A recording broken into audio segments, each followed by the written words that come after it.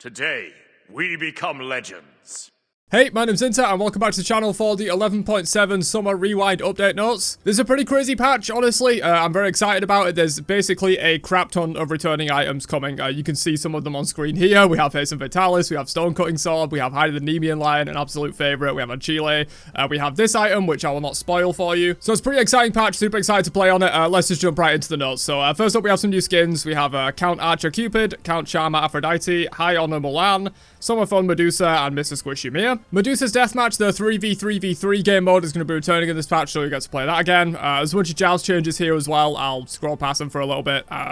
No point in me commenting on these. I would have no idea what I'm talking about. I don't play this game mode, but hopefully this helps. I know Joust has been in a bad spot for a long time, so hopefully these changes will help out Joust mids. Moving into item balance, though, Vamp Shroud gets 5 more power, and Bloodsoaked Shroud gets a little increase to its passive heal. This makes sense. The item has not been great since basically the end of last season with the mage solo meta. I still don't think you're ever going to build this thing in mid. That's the thing. Like, you would just be much better off with the other starter items, but I guess it makes it more attractive to mage solos and guardian solos and stuff like that. Fighter's Mask gets 5 more physical and 10 more magical power, just to make it a little bit more competitive with other tier 1 starter items in terms of the power that it's giving. Protector's Mask also gets a 100 gold cost reduction, again to make it a little bit more competitive with the regular starter items for supports. You'll be able to pick up a few more potions for this now, 2 extra potions to be specific. Warlock Staff gets a 100 health increase, which is pretty crazy. You know, this item hasn't been very good for a long time, so it's understandable that they're giving it a buff. 100 health is pretty massive though. There have been metas in the past where Warlock Staff has been the go-to rush for your stacking item in mid lane. Personally, I think it makes the game a little bit unfun sometimes. It just makes mages really hard to kill when they have this item and it's so efficient. Whether it will start being built, I don't really know. 100 health is a massive increase, but also you're sort of forgoing the flat pen that Book of Thoth offers in terms of like a stacking equivalent, or like the flat pen that Doom Orb offers in terms of non-stacking. This thing does have percent pen on it, which is useful, but having that flat pen in the early game has become even more important in 11.6. I don't know whether you're going to want to pass up like a Doom Orb or a Book of Thoth rush, or just a straight up flat pen like Deso or Divine Rush. We'll see though. 100 health increase is pretty big, so maybe Warlock Staff is going to be viable again. Ethereal Staff gets a 15-second increase to the buff duration and a max stat count increase from 3 to 4 on the passive effect of this item. That's kind of crazy. You know, this thing can be giving you an absolute shit ton of health. You know, this is 6% max health that this item is stealing, which is kind of crazy, so you're going to be getting an extra stack of that. So you're going to be able to steal 24% of enemies' max health. Obviously, this depends on who you're hitting. If you're hitting tanks, it's going to be getting you a lot more value and stuff, but yeah, it's going to be a nice increase to Ethereal Staff's power there. Cannonier's Cuirass is getting yet another cost reduction. This item, I swear, was like 2,400 gold when they introduced it. It's now down at 1,850, which is kind of nuts. That's basically tier 2 item price, you know, like historical like tier 2 bridge items when they didn't have a tier 3. They were like 1,700 to 1,850 gold. And that is kind of crazy. This item has basically seen no play since it was introduced, but it is an economy item, so in theory, if it pushes it over a tipping point to where it's just really good to build this item for the economy, people might start building it. Not entirely sure though. Arendite can now be purchased by hunters, and Fail Not can now be purchased by assassins and warriors. So Arendite being purchasable by hunters, I feel like won't be overall that relevant. There aren't too many hunters that I think will use Arendite very well. You know, generally they're not going to like the movement speed while running towards a target. That's generally not what hunters are doing, but I guess it could be useful on maybe some ability hunters. You know, maybe this is good on like, I don't know, Skadi potentially, or like Matikaras or AMC potentially to be able to run people down. But honestly, I don't think Arendite's going to be that useful on any hunters. You probably just wouldn't build it over something like Fail Not, for example. Fail Not being available on assassins and warriors is a lot more interesting though. If we head over to smitegame.com, what would this be useful on, honestly? I mean, I guess you could maybe build crit on Erlang, probably not. I don't think it's going to be that useful on any of the warriors, because you're not building crit on a lot of the warriors, but I feel like some assassins could definitely make use of this. You know, Bakasura would love to have this in a crit build. You know, as soon as you ult, you're just going to get that extra crit chance. Bakasura would love that. Arachne, probably not. You generally don't engage with your ultimate too much as Arachne. Najah, I'm not sure how it would work. It probably wouldn't work on Najah, I would imagine, because it's usually when your ult finishes casting and has like gone on cooldown, so it probably won't work with Najah ult. Yeah, Mercury would love this stuff, absolutely. You know, as soon as he ults in, getting more crit chance, it's a really efficient item. He gets like cooldown, he gets percent pen, he gets power, he gets crit. Like, he's gonna love all of those stats, so it's gonna be insane on Mercury. Probably good on Nemesis as well if you want to go for like a crit Nem build. Rat could use this if you're going for the crit Acorn build as well. That could be good. Serket would probably like this, not as much as a lot of these other ones, which he might like it. But yeah, that's quite a few assassins that I think could majorly use Fail Not, so you're probably going to see that pop up in a lot of these like auto-attacker crit assassin builds. Moving on though, Heavenly Wings in all of its forms is getting 10 seconds off the cooldown. This is not really picked up all too much in favor of like other support relics like Curse or Shell, so understandable to see it buffed. Meditation is also getting an increase to the healing. Again, this is another one of those relics that really doesn't see play all too much outside of Assault. Bracer of Radiance is getting a 2-second increase to its buff duration at all levels. Divine Barrier is getting an increased deploy range on all ranks as well, so this makes sense. You know, it always was weird that you couldn't really deploy this very far away from yourself. It feels like being able to deploy it where you want to deploy it is very essential for this kind of an item, because it's one of those things where you put it down and you kind of need to be positioned around it. But that is it for all of these standard like item buffs and nerfs and stuff. As you can see, just peeking up at the bottom of the screen there, we have some returning items to this patch, which I'm super excited about. This one less so, but let's move on. Haste and Fatalis is coming back, boys. This is kind of insane. I never thought they would do this. Hunters are going to be able to access Haste again. It's going to be absolutely crazy. Toxic Blade has been removed to replace with this, which makes sense. No one builds Toxic Blade. It's going to be 2,500 gold, 100 health, 10 pen, 20% attack speed, 7% movement speed, and then of course that passive making you immune to the basic attack movement penalty for 1 second every time you land a basic attack on a god. Oh, in fact, it's not even on a god. It's on any enemy. So yeah, this is crazy. It's the 10 penetration iteration of Haste and Fatalis that was the main reason it got removed from the game in the first place. This item did exist in Smite for quite a long time with just sort of standard stats, but they added 10 pen to it, and that's kind of what tipped it over the edge into people started building it all the time. It's 2,500 gold, so not like mega luxury price, but a little bit expensive. It's going to be crazy, dude. We're going to see Hunter mains absolutely rejoicing with this. We're going to see him spamming this in every single build, I would imagine. And I won't be too salty because we have some very exciting returning items for the roles that I play as well. So let's move on. Ichabod is another one that's returning in terms of Hunter items, though. Atalanta's bow has been removed from the game because why would you need Atalanta's bow when you've got Haste and Fatalis? It just does that effect, but so much better. It's going to be 2,200 gold, so relatively cheap. 20 physical power, 25% attack speed, 10 flat pen, and then every successful basic attack increases your power by 5 and reduces theirs by 5, or theirs by 10 if they're a magical. It's going to be a maximum of 4 stacks. So yeah, it's a return of Ichabod. It's not the tier 2 variant, unfortunately. Tier 2 bridge items still aren't returning to the game by the looks of it, but it is going to be a tier 3 version. Ichabod has been a tier 3 item before. And yeah, I really like this item personally. I think it's a really good, interesting item for the ADC role because you can build this thing early and it makes you outtrade everyone. Like if you rush Ichabod and they've rushed Lifesteal or whatever, you're just going to outtrade them. This item is simply ridiculously efficient in terms of trading against people once you get like those 4 stacks online. You know, this thing's going to be giving you 40 power, minus 20 from them, and then like 25% attack speed, flat pen. It's pretty damn cheap as well. I think it's cheaper than Devils and Arcee. So like this is going to be that item you go if you just really want to win the early game laning phase and get ahead because of that. But of course, in the late game, this isn't going to be as useful in your build because you can be reducing their power. It's still nice, but it's not going to be, you know, as large a percentage of their power as it will be in the early game. And so late game, this thing's going to suck a little bit compared to other options. You know, if they go Devils and they stack it up and you rush Ichabod, by the time you get to late game, that build is going to be more efficient than yours. So it's a very interesting trade-off item. Super excited to see Ichabod return. Next up is Stone Cutting Sword returning, which is absolutely amazing. I was really sad when they removed this item from the game. I think it's really good, and it also gives auto attack like junglers an actual flat pen rush that they can go for, which is of course really important right now. Flat pen is super good. You know, you can rush your Jotuns on like your ability based junglers, but on your auto attack junglers you don't really have a great option other than like Shadow Drinker, which absolutely sucks. So it's going back in a very similar form to when it was removed. 2,300 gold, 35 physical power, 7% movement speed, and then the passive decreasing their protections by 7 and increasing yours by 7 with a max of 3 stacks. So you can get up to 21 flat pen with this thing, but of course you do have to stack it up a little bit like Executioner. Super excited for this. They do mention here that, you know, it was a big proponent of what made hybrid style junglers so strong. Erlang is definitely going to be back, boys, I reckon, in the jungle with this item. This is just so good for him. With that really fast attack chain, just being able to stack this up, giving him a little bit of extra prots helps like bring out his warrior side as well from the jungle, make him very bruisery. So super excited for Stone Cutting Sword. Going to be playing with this a lot, I think. Ring of Hecate, another great item that I have no idea why it was removed. Magical ADCs have been in a bit of a limbo since this item was removed, to be completely honest. So it's going to be coming back in a very similar form. 2,400 gold, 55 power, 20% attack speed, 15 flat pen. Did this item have flat pen before? For some reason I'm blanking on that. I don't know if this thing had flat pen before. If it did, then it's coming back normally. If it didn't, then this is insane. Having 15 flat pen on this item is going to be insane for like early game magical ADC trades against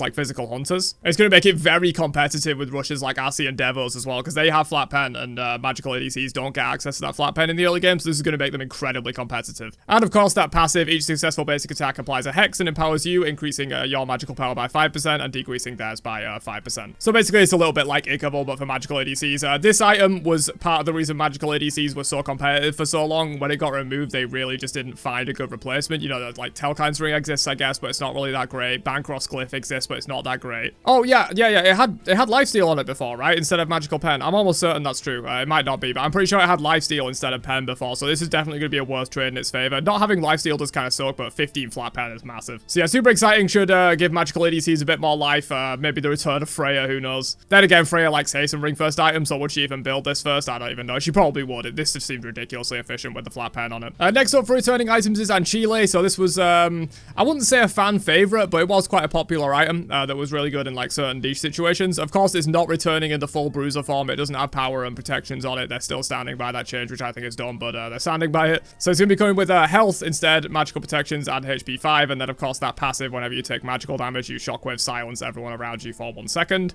So super good against channeled abilities and stuff like that. You know, if Anubis is going to try and one you, it'll just stop that after 1 tick immediately. Also good for like sort of counteracting combos. You know, if you're within 30 units of Asilla when she ones you, she can't 2 you afterwards for a little while and you can probably get out. So yeah, super cool item. While this effect is on cooldown, you also gain some power, which I don't believe this was on the item before. So technically, you know, this effect is going to be on cooldown fairly frequently. So it's not like it's a full bruiser item, but you are getting some power as well from this item when it's on cooldown. Next up, part of the reason why I can't complain about Haste of FATALIS being back in the game, hiding the NEMEAN Lion is going to be back, which is super cool. Finally, I can deal with those ADCs just mindlessly left-clicking on me as a solo laner, so it's going to be coming back in a very similar form, the actual good form that everyone likes. Of course, this item did get reworked at one point to provide like block stacks or something like that, but it's going to be coming back in the original form, just straight up reflecting 15% of basic attack damage back to the attacker as physical damage. Super cool, very excited for this. I can finally counter hunter players effectively without just like kind of going with Guardian Mail, which is good, but not really the same. You know, I can actually like as a solo laner dive them and then get free damage off of the side of the NEMEAN Lion. Gonna be pretty sick, very excited for that. But not as excited as I'm gonna be for Shield of the Phoenix, boys. All Glad Shield is back. That's what this item is gonna be. 2350 gold, 250 health, 30 protections, 20 HP 5, and 10% cooldown. And passive, anytime you hit an enemy god with an ability, you are healed 2% max health and mana. This can only trigger once per ability. All Glad Shield is back, boys. It's not back in exactly the same form. You know, original Glad Shield was a tier 2 item and it cost 1700 gold, so this is gonna come online quite a bit later. I believe also it used to be 2.5% max health and mana on the old Glad Shield, so it is significantly weaker.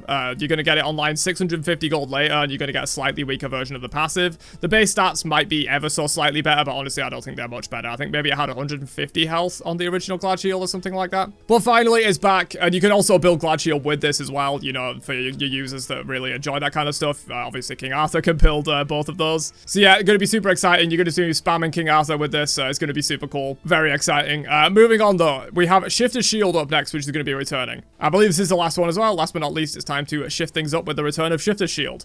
So this item, it was really good. It is now completely and utterly broken. I've just had a look at these stats. Like, what the hell are these stats?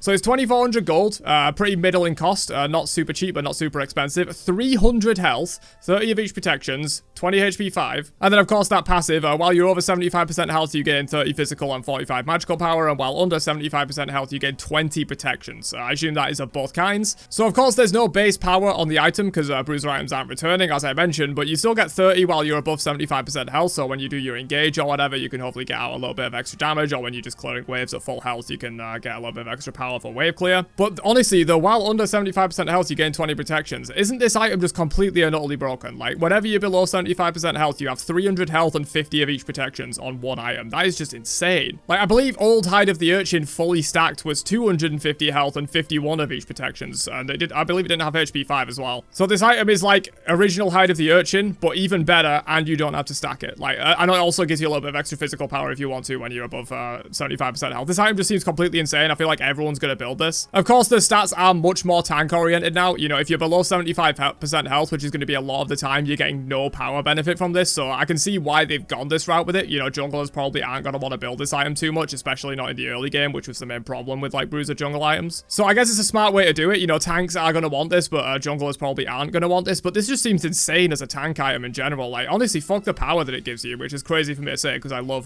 power and protection bruiser items. But honestly, fuck this, dude. Just having 50 of each protection protections and 300 health on one item for 2400 gold that doesn't have to stack. That is absolutely insane. So yeah, Shift is going to be really broken, I think, in tank builds. You're probably going to want this in like almost all of your tank builds. But that is all the new items. Let's move on to some specific god nerfs. So Medusa is getting touched down in this update. Thank God, she's been absolutely insane and completely dominant over the last like patch or so. They have decreased the damage of Viper Shot by 2 at all ranks, and they have also increased the cooldown, so it's not just 10 seconds at all ranks, it's 12 scaling down to 10. Acid Spray, they have decreased the damage by 5 at all ranks and 5% scaling, so nothing massive there, but should just bring her down a little bit. And then the ultimate, they have decreased the damage by 20 at all ranks and 5% scaling, and also increased the cooldown by 10 seconds. So all relatively small changes on their own, but adding up, these will be substantial nerfs to Medusa. We'll see where she's at. I personally don't think this is really going to be enough to bring her out of the meta, but we'll have to see. Moving on though, we have Milan, who of course is another one that really definitely needs nerfs. We have Spear Thrust, they have decreased the damage, mostly towards the later ranks of the ability. It's going to be the same at rank 1, and they've also decreased the bonus damage, so like on the second hit, when you get the first hit and the second hit deals this bonus damage, they've reduced that by 10 at all ranks. This ability is still going to hit ridiculously hard. This thing still does 580 base damage, or well, it used to do 580 base damage. It's now still going to do 510 base damage. Like, that's still an absolutely insane amount, but it has been touched down a little bit. The grapple, they have increased the cooldown in the early ranks of it, but it's going to be the same late game. I think this is a smart change. You know, half the reason this is so good, because you can now hit it, obviously, is that the cooldown is like so low in the early game. You get a lot of interrupts off of this, and also crucially, you can level it up very quickly, because it takes way less XP to level this ability than it does to level the other two. And so increasing the cooldown by 2 seconds is just going to lengthen that time before you can like fully level up this ability. And finally, they have decreased the sword damage, which is the first hit of her ultimate, mostly in the late game. It's going to be 40 less at max rank, same at rank 1. So again, I don't think these nerfs are going to be enough to completely bring her out of the meta. I think she's still going to be really strong, just like Medusa will still be really strong, but it is just taking her down a little bit. She'll probably have more competition now in the solo lane. Yeah, previously she was basically uncontested the top solo laner, as Medusa was uncontested the top ADC and mid, so bringing these guys down a little bit, they'll have a bit more competition. I don't think it's going to completely take either of these out of the meta though. Kukulkan is getting some nerfs as well. Kind of sad to see, honestly. I don't think Kukulkan is like that broken, and he's kind of been out of the meta for a long time until recently, but he is getting some nerfs. They have decreased the damage on his 1 by 5 at all ranks, and also increased the cooldown by 1 second at all ranks. And then they have also decreased the damage of his ultimate by 20 in the late game, same at rank 1, and then also increased the cooldown by 5 seconds at all ranks. So overall, not that bad. Kukulkan has mostly just got away with like a few nerfs here, which I think is fine, as I said. He's not been better for a long time, and I don't think he's like super broken in the meta. He's just one of the top picks. Nuwa getting nerfs is interesting. Maybe they have some data on Nuwa that I don't know about. I don't think Nuwa is particularly like a top mid-mage right now. They have decreased the protection reduction on clay soldiers though, which does make sense. Of course, as I've mentioned throughout this, flat pen and, you know, with the protection changes, flat pen is insanely powerful, so nerfing this down makes sense.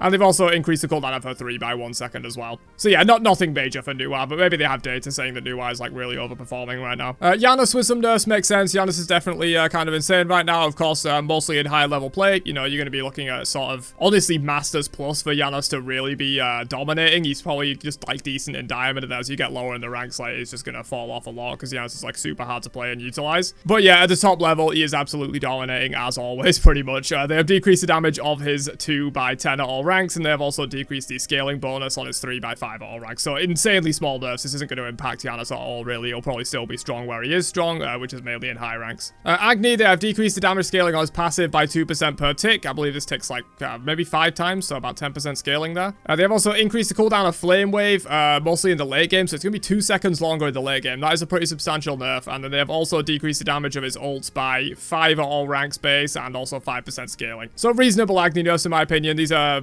probably bigger nerfs than Janus is getting. And yeah, Agni is really strong, understandable to try and take him down a little bit. Moving on though, we have Geb getting some nerfs. This is interesting, you know, not a lot of people are talking about Geb, and I was like, in my top 5 gods for every role video, I was like, yeah, dude, I think Geb's super insane right now. He really counters the burst meta super good, and it seems like he's also performing really well in terms of stats, because he's getting some nerfs here. They are decreasing damage of his 2 in the late game, going to be the same at rank 1, but just scaling it down from 380 to 360 in the late game. They have also decreased the shield from 50 to 250, it's now going to be 50 to 230. God, God what a fall from grace this ability has had, man. I swear on release it was like 350 plus 10% of his max HP or something dumb. This ability is like 230 shield is just so bad. But of course, another reason why this ability is so strong is the cleanse, of course. You know, you got that going for it as well. And they've also decreased the base damage on his ult, mostly in the late game as well. So just looking to take down Geb's late game, basically, here. Moving on, we have Bacchus, a very strong support at the moment, doing a ton of damage in the 11.6 environment. They have increased the cooldown of Belly Flop by 1 second. They have increased the cooldown of Belch in the early game, so 14 down to 12 now instead of just 12 at all ranks. And they also say they've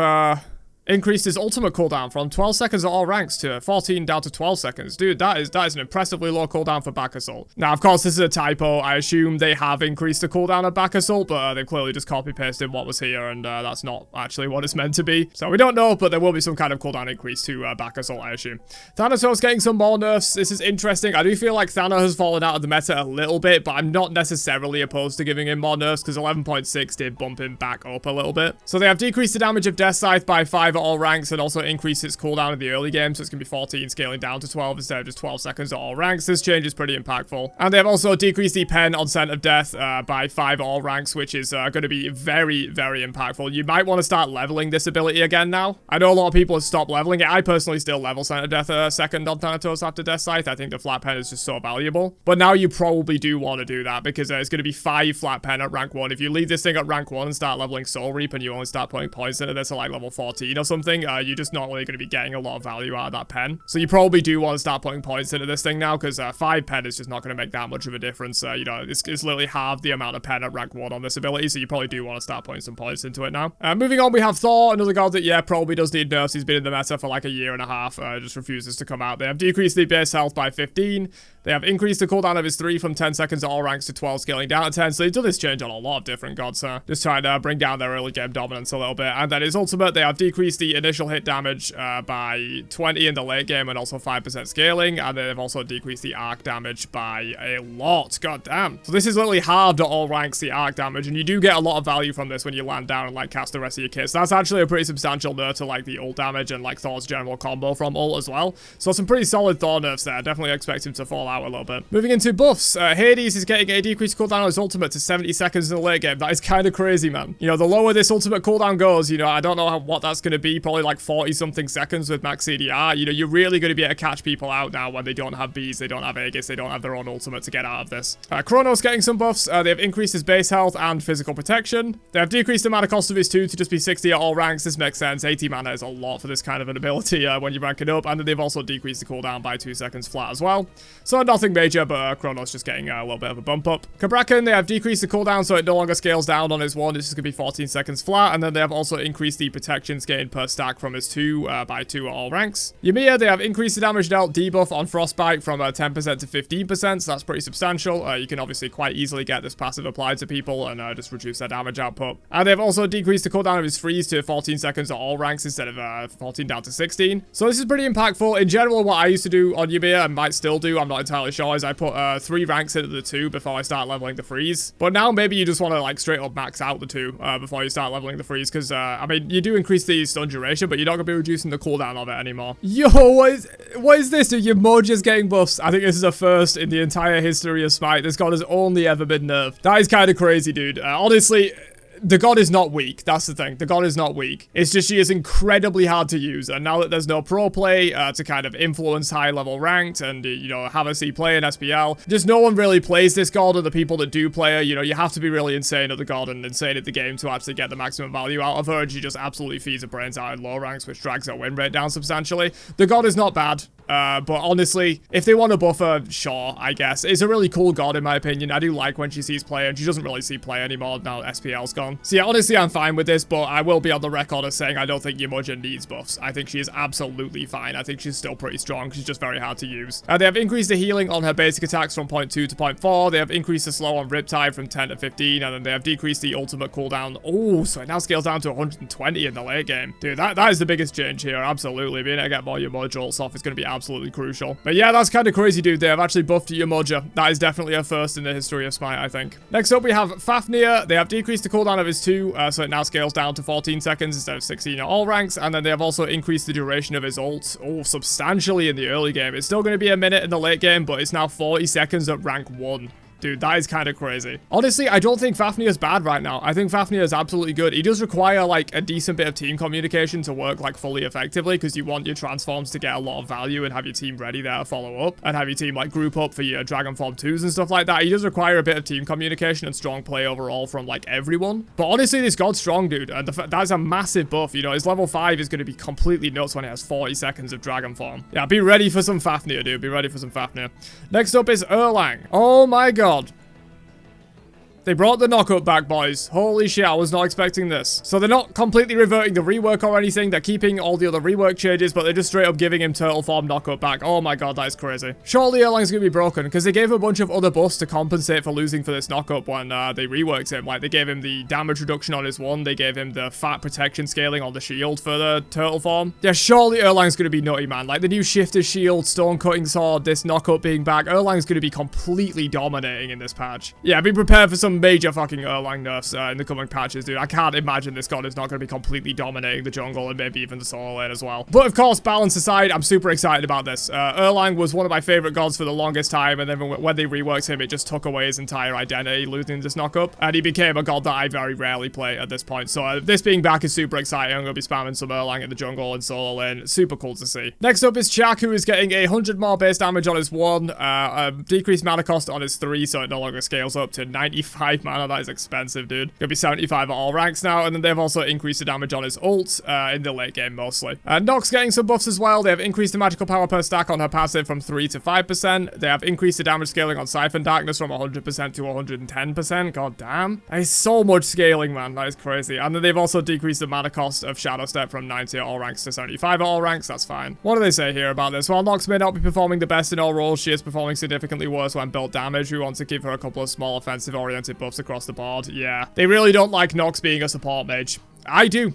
I think personally her kit as a support is fine. I'm not even frustrated by her kit as a support. It's when she's a mid lane mage that can one-shot me and also has this much ridiculous lockdown that is beats or die. That's when this character is annoying. Like, I don't even mind Nox supports, honestly. I think it's fine. But yeah, they really don't like that. They want her to be a mage, so they're buffing up her damage scaling. Maybe I'm baby raging a little bit at this, dude. I'm just a big Nox hater. Ignore me. Set is getting increased attack speed on his passive, decreased cooldown on his ultimate. Oh, that now scales down to 70 seconds in the late game. I mean, again, Set is a character a little bit like Umoja, but not to the same extreme, to where, like, he only really sees good play in, like, super high level, you know, like Masters, GM, and SPL, and with the SPL being gone, he's probably fallen off a lot in play rate. So I can see why they would want to buff him, but this being 70 seconds in the late game is kind of crazy, man. This ultimate is so good. Moving on, though, we have NEMEAN. They have increased the healing from item procs from 25% to 100% on her 1. So they say here, with the adjustment to NEMEAN's item procking on Party Trick, there was an unintended consequence that caused her to heal and sustain significantly less from items like Bomber's Dagger or Vampiric Shroud that made it extremely difficult to sustain in jungle or lane. We are adjusting the heal to find a happy medium. Oh, I guess so. It was reducing the Bomber's Dagger procs to 25% instead of 100%. Okay, that makes sense. Izanami getting some buffs. They have increased the penetration per stack on her passive by 1%, and they have also increased the silence duration on her ultimate, mostly in the late game, so it's going to be a 2.5 second silence now. That's pretty good. Nut also getting some buffs. Increased damage on her 2 by 10 at all ranks. That's fine. This ability barely does any damage anyway. And then Warp, they have decreased the cooldown to 12 seconds at all ranks. That's very impactful, because of course this is the ability you level last, so for like a decent portion of the game you're going to be having this on a 14-second cooldown. It's now going to be 12, so that's pretty impactful. Ratatoska, looks like they're making a whole bunch of changes to his Acons here. So we have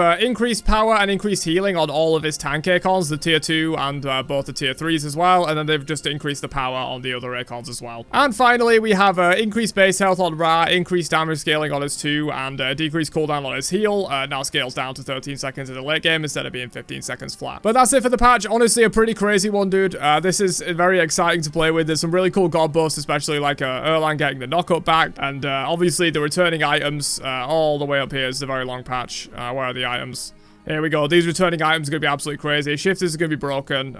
This is going to be super exciting to play with. All Glad Shield's back. Fatalis is back for you Hunter enjoyers. Hide the NEMEAN Lion's back for me to shit on you Hunter enjoyers. Just a really good patch in general, honestly. I'm excited about this. It is just nostalgia baiting at the end of the day, but like, it's Smite 1 at the end of its life cycle. I'm completely fine if they do some crazy stuff, bring these items back. I think it'll be fun to play with. But yeah, hopefully you guys enjoyed this one, my review of these patch notes. What do you guys think about it? Do you think it's a really good patch? Are you excited to try out the new items and stuff like that? Let me know down below, and I will catch you guys in another one later on. Have a great day, and peace out, you nerds.